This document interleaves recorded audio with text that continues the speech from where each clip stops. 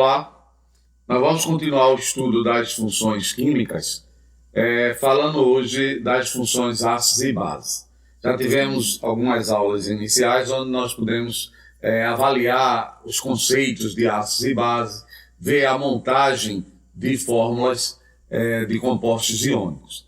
E agora nós vamos ver a parte de classificação e a parte de nomenclatura, tanto para a função ácido como para a função base. Nós já tivemos a oportunidade de falar o que é uma função química, mas revisando rapidamente, um grupo de substâncias, um conjunto de compostos que vão ter propriedades funcionais, quer dizer, vão ter um grupo de propriedades químicas semelhantes. E é isso que nós vamos estudar, os critérios de classificação, as regras de nomenclatura, as propriedades das funções que nós já descrevemos que iríamos estudar: ácidos, bases, sais, óxidos e os hidretos. Então, o ácido, nós já vimos o conceito de arrínios, já estudamos isso bem direitinho, mas eu quero falar agora, continuar além do conceito, né? Vamos ver regras de nomenclatura e montagem de fórmula. Então, os ácidos são aqueles compostos que, quando estão em presença de uma solução aquosa, em presença da água, vão sofrer um processo de ionização, formar íons, onde o íon positivo é sempre o íon H+, que a gente vai chamar ele, de hidrônio. E, na verdade, eu coloquei de forma resumida aqui o HCl com a água, e aí há a liberação do H+, mas esse material, esse íon, ele não fica disponível em solução, porque ele reage com o par de elétron disponível do oxigênio e, na verdade, forma o H3O+, que é o íon hidrônio. De forma que dizer que forma um cátion H+, é uma forma resumida. O correto é dizer que se ioniza e o cátion é sempre o íon hidrônio, ok? E agora nós vamos ver classificação dos ácidos. Alguns critérios são bem simples, é fácil de a gente identificar. E o primeiro é de acordo com o número de H+. Basta a gente ver a fórmula do composto, identificar quantos hidrogênios tem para a gente classificar. Regra geral é isso. Vamos ter algumas exceções, mas regra geral, vamos olhar quantos hidrogênios tem na estrutura e classificar como monoácido, diácido, triácido, tetrácido, conforme tenha 1, 2, 3 ou 4 hidrogênios na sua estrutura. Outro critério também bem direto é se tem ou não oxigênio. Então é só observar a estrutura do composto. Se não tem na fórmula do ácido a presença do elemento químico oxigênio, nós classificamos como hidrácido. Se tem, nós classificamos como oxiácido. De acordo com o grau de ionização, que a gente representa pela letra grega alfa, é o terceiro critério que nós vamos ver, o ácido poderá ser forte se o alfa for acima de 50%, médio se estiver entre 5 e 50% e fraco se for abaixo de 50%. E como é que a gente acha esse valor de alfa? É essa relação.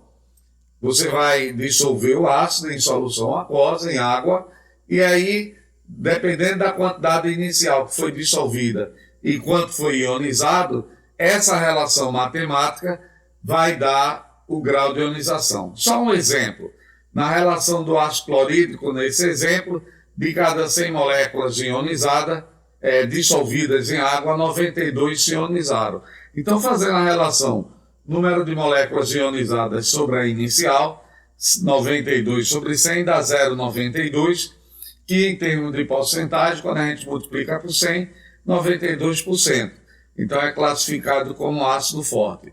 Já o HF tem um alfa de 8%. Então estaria nesse intervalo para um ácido médio, ok? A questão é que nem sempre nós estamos com esses valores disponíveis. Então existe alguma regra prática para a gente olhar só a fórmula e classificar se é forte, se é médio, se é fraco? Então nós vamos dividir em duas regras. Uma para os hidrácidos, aqueles que não têm o oxigênio, e outra para o oxiácido, os que têm o oxigênio, ok? Então, para os hidrácidos, basta a gente lembrar dos halogênios, porque o flúor forma um hidrácido médio, semiforte. Cloro, bromo e iodo formam hidrácidos fortes. E qualquer outro hidrácido vai ser considerado fraco. Então veja, na verdade para saber para os hidrácidos quem é forte, fraco ou médio, basta eu me lembrar dos halogênios. A gente já estudou tabela periódica, ligações, já sabemos disso. Então, dentro dos halogênios, o flúor forma um hidrácido médio, semiforte. E os demais, cloro, bromo e iodo, hidrácido forte. Qualquer outro hidrácido de qualquer outro grupo é fraco. Já para os oxiácidos, aqueles que têm o elemento oxigênio, nós vamos seguir uma regra que vai fazer a diferença do número de oxigênio menos o número de H+. Se for menor do que 2, é considerado semiforte ou fraco, e acima de 2, ele é forte. Então, olhando esses exemplos, HClO4 tem 4 oxigênio e 1 hidrogênio. 4 menos 1, 3. 3 é forte, maior do que 2. 3 menos 1, 2, forte. 4 menos 2, 2, forte. O H3BO3, 3 menos 3, 0, é fraco. Existe essa regra e depois eu vou detalhar mais para não ficar só maior do que 2, menor do que 2, ok? O último critério é um critério que a gente, na verdade, eu vou listar 6 exemplos, 3 de cada caso, que é um critério que é baseado no ponto de ebulição, que é aquela temperatura na qual a substância vai passar do líquido para o vapor. Os ácidos chamados fixos têm um ponto de ebulição alto, acima de 100 graus. E os 3 mais comuns são esses que eu estou listando aqui. O H2SO4, o H3PO4 e o H3BO3. Já os voláteis, eles possuem baixo ponto de ebulição, abaixo de 100. Exemplos mais comuns: HNO3, HCl e H2S. Verifique que esses dois ácidos, na temperatura ambiente, eles já estão voláteis. Por isso, quando a gente vai trabalhar com ácido clorídrico, não podemos abrir assim na bancada do laboratório. Nós vamos lá para onde tem o exaustor, que nós chamamos de capela, e aí podemos manipular sem perigo de a gente respirar esse ácido, ok? E aí eu fiz em sala de aula, né? Essa aula eu estou gravando ela, teve um problema no dia, eu estou gravando após vivenciarmos o momento presencial. E eu resolvi com vocês, a gente discutiu cada caso, alguns participaram, classificação dos ácidos. Eu vou pegar só os 2 primeiros exemplos.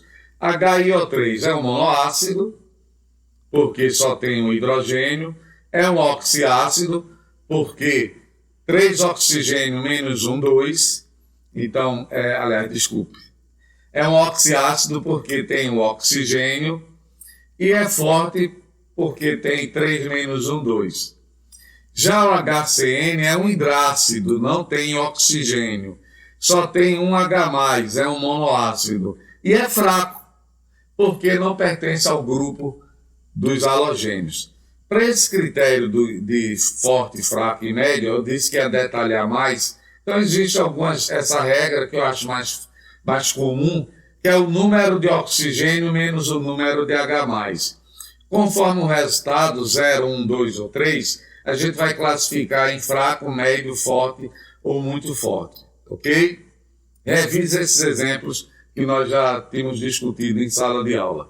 E agora a parte de nomenclatura. Para dar o nome de um ácido, nós vamos colocar a palavra ácido mais o radical ácido. E que história é essa de radical ácido? A gente chama de radical ácido quando um ânion se combina com hidrogênio para formar o ácido. E aí a gente já estudou, por exemplo, que os ânions que não têm oxigênio, tipo cloreto, brometo e iodeto, eles têm a terminação eto, sulfeto, cianeto. Quando ele forma um ácido, quando ele se combina com hidrogênio para formar um ácido, aí o ácido tem o sufixo hídrico. Por exemplo, aqui eu botei o HCl. A gente sabe que o Cl é o cloreto. Quando ele se combina com hidrogênio para formar um ácido, esse etos é convertido em hídrico. E aí a substância é chamada de ácido clorídrico. H2CO3 é um ânion que termina em ato e vai formar um ácido com a terminação ico. Então daí o nome ácido carbônico. O H2SO3, o SO3 é o ânion sulfito. E todo ânion terminado em ito, quando forma um ácido, a gente troca o sufixo ito pelo sufixo oso. Daí o nome sulfuroso. SO4 é o sulfato. Ato é trocado por ico. Então o sufixo ato a gente troca por ico. E o nome fica ácido sulfúrico. Tá certo? Então daí, eu já vinha falando há 15 dias, a importância de a gente saber aquela tabela de cátions e ânions. No caso dos ácidos, os ânions. E eu agrupei para vocês de acordo com a carga. Os principais ânions monovalentes, os principais ânions bivalentes, trivalentes, tetravalentes, para facilitar o seu estudo. E agora vai chegar a hora da gente colocar isso em prática. E aqui eu já resolvi esse exercício, mas vamos comentar rapidamente. HI. Então veja, eu sei que é um hidrácido porque ele não tem o oxigênio. E eu sei que o iodo é -1, porque todo composto iônico, a soma das cargas se anulam. Como o hidrogênio é +1, o iodo é -1, que é o iodeto. Se é iodeto, eto, vai formar um ácido com a terminação hídrico. Então daí o nome ácido iodídrico. HMnO4. Eu tenho condições de saber qual é a carga do MnO4 pelo número de hidrogênios. Como eu só tenho hidrogênio que é +1, como todo composto ele é eletricamente neutro, a soma das cargas tem que se anular. Então, esse MnO4 é -1. Então, eu vou resgatar na minha memória, na relação dos ânions -1, como é o nome desse ânion MnO4. E nós vamos encontrar que é o permanganato. Daí, quando eu formar o ácido, fica ácido permangânico. Outro exemplo aqui, H2CrO4. Como tem 2 hidrogênios e o hidrogênio é +1, a carga total positiva é +2. O que significa que esse ânion CrO4 ele é -2. E aí eu vou olhar, eita, -2. Eu sei, CrO4 é o cromato. E a terminação ato, quando forma ácido, fica ico. Portanto, é o ácido crômico. Então, é assim que a gente vai, dada a fórmula, montar o nome do composto. Vamos ver a coluna à direita aqui, essa terceira coluna, onde ao invés de fórmulas, eu tenho nomes. E agora é o exercício inverso. A partir da fórmula, aliás, do nome do ácido, eu quero a sua fórmula, ok? Então, veja, ácido nitroso. Veja, se o ácido está terminando em oso, é porque o ânion termina em ito. E terminado em ito com o nitrito é o NO2-1. Veja o que eu chamei a atenção em sala de aula quando a gente estava estudando essa tabela. Não adianta eu apenas saber que o nitrito é NO2.